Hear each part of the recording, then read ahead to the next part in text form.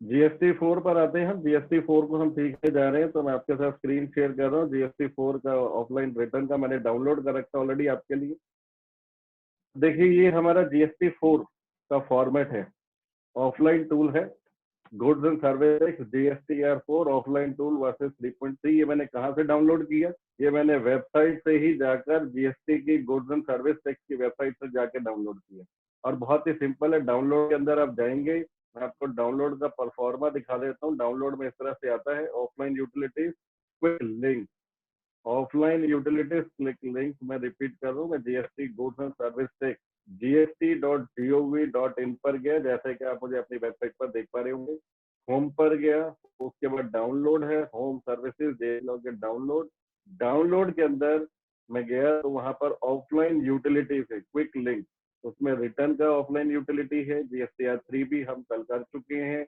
ITC 04 है, अभी हमने नहीं करा। GSTR4 ऑफलाइन टूल मैंने डाउनलोड किया, क्योंकि आज हम इसे करने वाले। ये हमारा जिप फोल्डर होता है, अनजिप कर लिया मैंने इसको, और एक बात हमें ये GSTR4 हो गया है।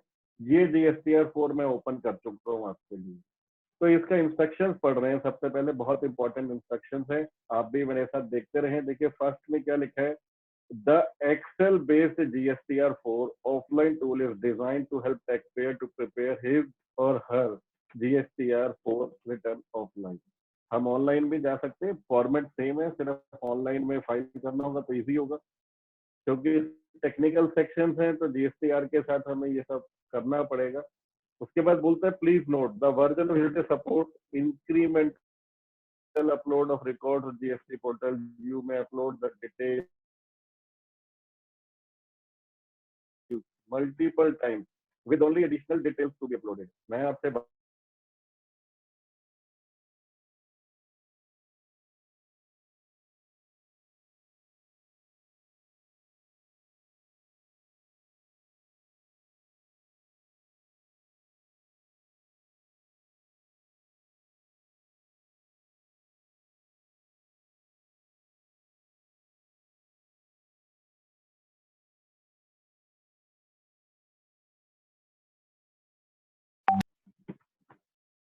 shall we move further?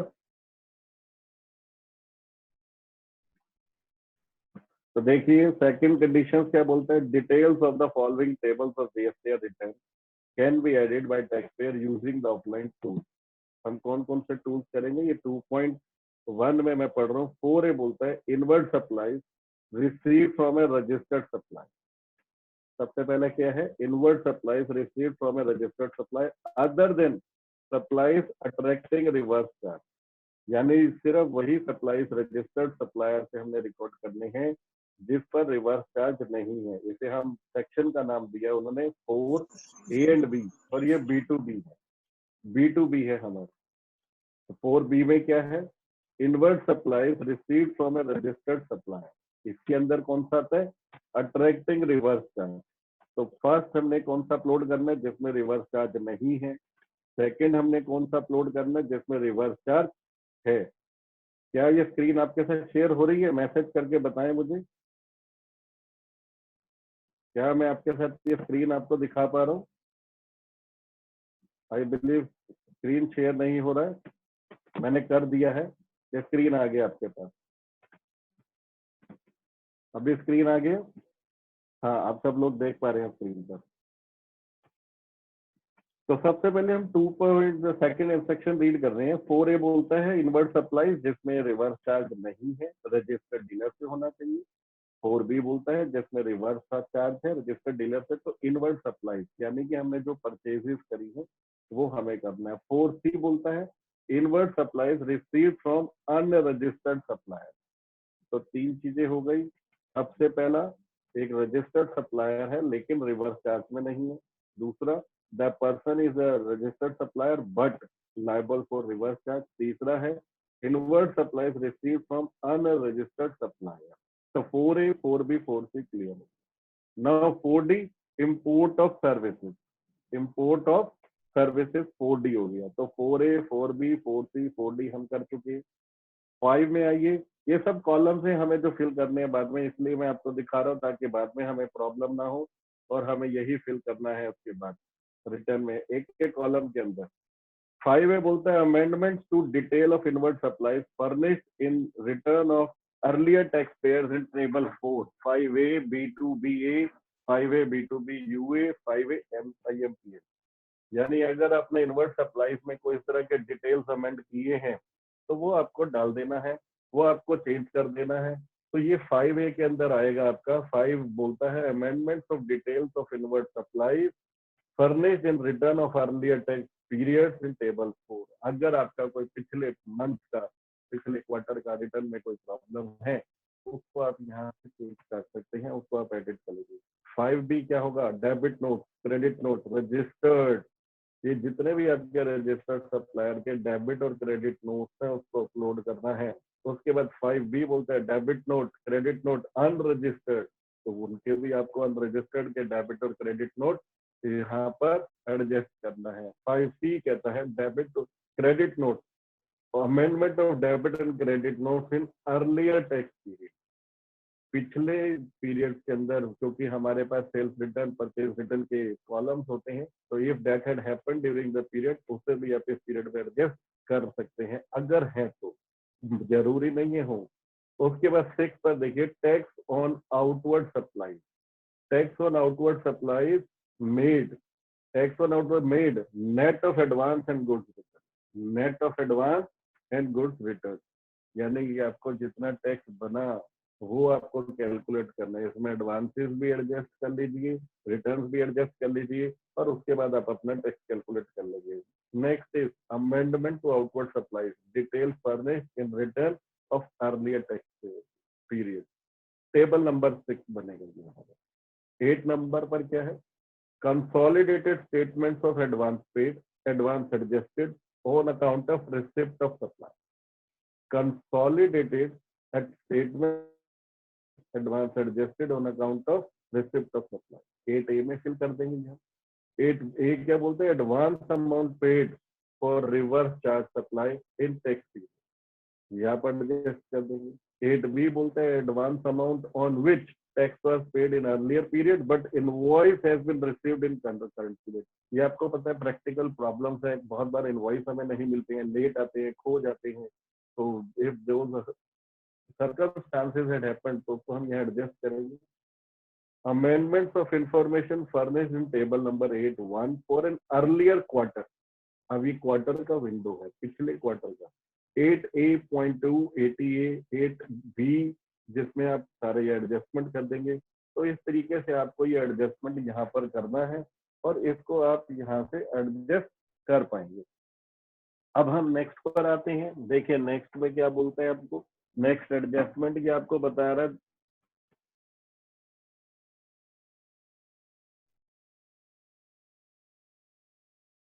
The offline tool has the following features to help taxpayer in return filing। कौन कौन सा है, किस तरह से रिटर्न प्रिपरेशन में करेगा? ओपन, डाउनलोड, जीएसटी, ये सब हमारा प्रोसीजर है जो हम कर चुके हैं। Download GSTR 4 JSON file, JSON file हम बनाएंगे तो open return detail download from online GST portal हम कर चुके हैं already. Generate JSON file to upload, इस एक्सेल के अंदर हम डाटा फीड करने के बाद JSON फाइल बनाएंगे। ये JSON फाइल बन जाएगा जो कि हमारा टेक्स्ट पोर्टल एक्सेप्ट कर लेता है। to generate JSON file for upload of GST return details prepared offline on GST portal। हम वही कर रहे हैं। Open download error JSON to open, ये एरर के लिए है। फिर वैलिडेट करेंगे शीट को। वैलिडेशन आपको पता है, हमें जो भी रिटर्न बनाएंगे उसको वैलिडेट करना होता है। उसके बाद वैलिडेट करने में GSTR 4 में section wise summary, summary of data entered in various worksheets is available on portal. आप एक्शन करेंगे to specify the action to be taken for a record. Action should be same for all rows record. Action status column would show the action status for record download from GST portal. आपने e way bill generate करेंगे तो सारी information GST portal पर available होती है। एक नई रो add करने के लिए ऐड करना पड़ता है, डिलीट करने के लिए डिलीट करना पड़ता है। जब आप कॉलम भर लेते हैं तो टीडीएस होता है, उसको एक्सेप्ट करना पड़ता है। अगर आप एग्री नहीं करते तो आपको रिजेक्ट करना पड़ता है। I repeat, if you want to add a row you have to add, click on add। if you want to delete any row you have to click on delete। If you want to accept the figures already uploaded or taken from the portal of TDS, then you have to click on accept. And if you disagree with the same, you have to click reject. Now the process flow for GST4 return. Then step 4 I am reading with you. Without any auto drafted contemporary details, no TDS credit received is as follows. Number one, enter details in GSTR4 table wise worksheets of action offline tool. We are doing it. We are having offline tool. Validate the details entered in each sheet using validate button. We have validate button. We'll show you. Generate JSON file using generate JSON file to upload option. We'll generate the upload the generated JSON file on the portal, and here is the end of the process of filing GSTR4. Now the process of GSTR4 return preparation with auto drafted contemporary details. This is TDS credit received. If we are having TDS credit, it will show like this. Then download this GSTR file for GSTR portal, take action on auto drafted details and enter other details in GSTR. Reason, when we are filing the TDS details, it will be automatic generated, so we'll take that. Take action on the auto drafted details and enter other details. Validate the details, generate JSON file, upload the JSON file. So there are only two things. If you are downloading without TDS credit, then you need not to accept the same, validate the same. If you are taking with GST, then you have to accept the TDS figures and other figures we have to add. And other procedure remains same. So only one thing is different in these two formats.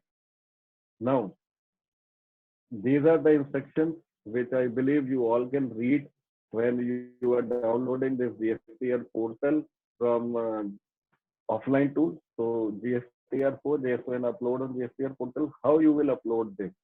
Log into GSTL portal and select return dashboard. I can show you because I am already having this dashboard, so I can show you. Taxpayer, it is searched by GSTN and new return portal, offline tools for new return and new return prototype. So here you can use if you want to put login करने के बाद आप अपना return upload कर पाएंगे. Because we are not logging in for any of the clients, so right now we are unable to get into that. Select applicable financial year and return period and click on search. So it will search, then select GSTR4 prepare offline. Upload the JSON file prepared offline tool using upload option. We all know how to upload. You are all smart enough to upload the file. The details that can or that are successfully validated and processed would be added to your GSTR4 return for the selected tax period. In case of validation failure for one or more details, upon processing, a file would be generated with status of uploaded JSON file as processed with error. If they disagree with one of the two figures, they will upload it processed with error. Error handling in detailed is next section. Upon successful validation of all details required to be declared for the return period, click on initiate filing and then select preview. So like income tax, it will also help you to see preview to see the table-wise summary of all records processed successfully on GSTA portal. Post successful validation of preview and you may submit offline liability and file GSTA. So here is the end of the step. Later on, we'll discuss error in handling that how to do. Then we are having each and everything like GSTR4 data entry instructions. So because time is very short here, I just quickly show you how you can enter. We are having these fields 4A and B. We had already studied. This is the first 4AB. Field name, GSTN of suppliers, invoice number, invoice date, invoice value, place of supply, reverse charge, invoice type, rate, taxable value, then IGST, CGST, SGST or UTST, cess, action, and finish. So in this way, we'll submit for all such things and we'll complete the details of all the values. So this will be repeated. Now we are moving to first column. Here is the table.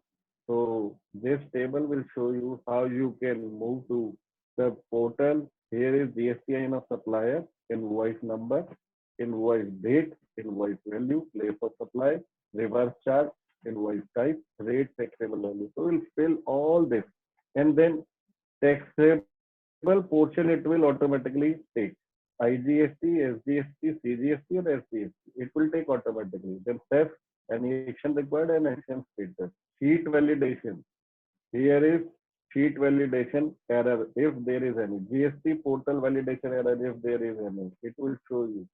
So you all will get details, and there are number of rows.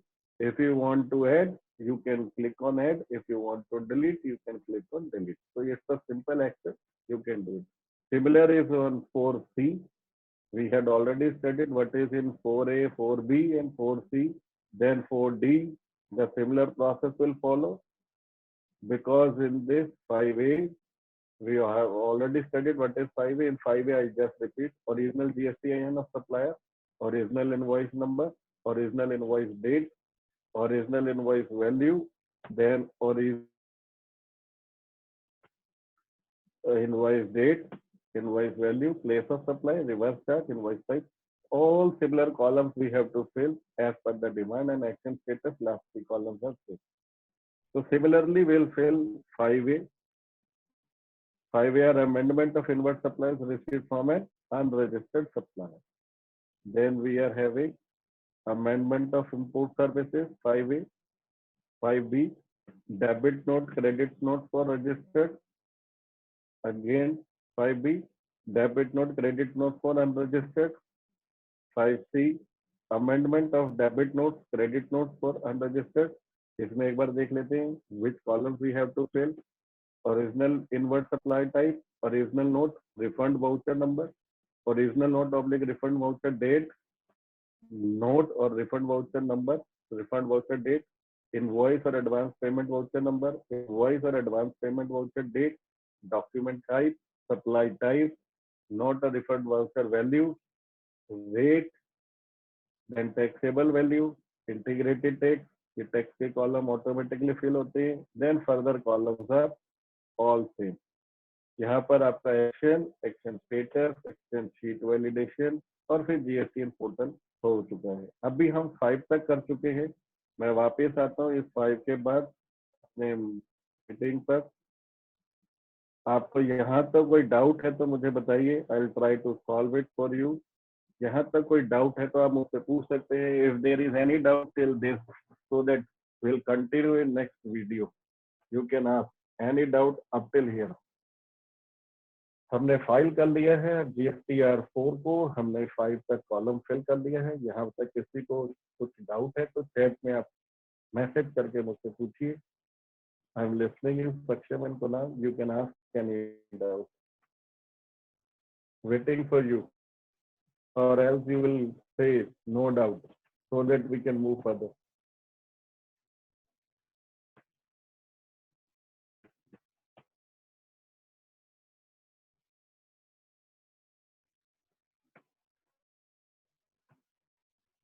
Okay, Saksham has typed no doubt, Kunal had typed no doubt, so it means up till this we all are clear. So thank you very much. We'll continue in next portal. In the meanwhile, you will just stay tuned with us and don't go away. Just take a 5 minutes break and then we'll be back. Thank you very much. Thank you.